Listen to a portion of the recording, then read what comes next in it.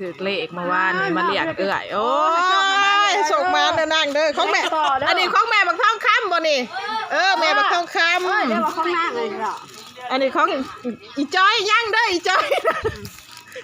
เขาพายอีกมาอีกแล้วนี่เกี่ยวมาให้ร้าน ป้าตัวน้องๆถือเลขมื้อนี้เขาขอบใจขอกินน้ำนองน้ำนุ่มคนมามาให้ร้าน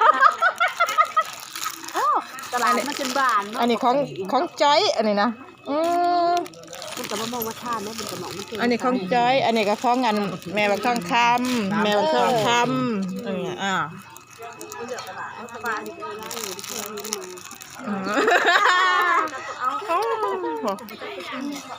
มีแต่น้องเนี่ยค่ะน้องเคยน้องสาวเต็มรถจดสวดอยู่ลงไป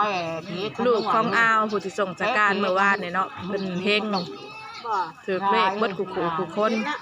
เลขอันพอเป็นบอกเนาะ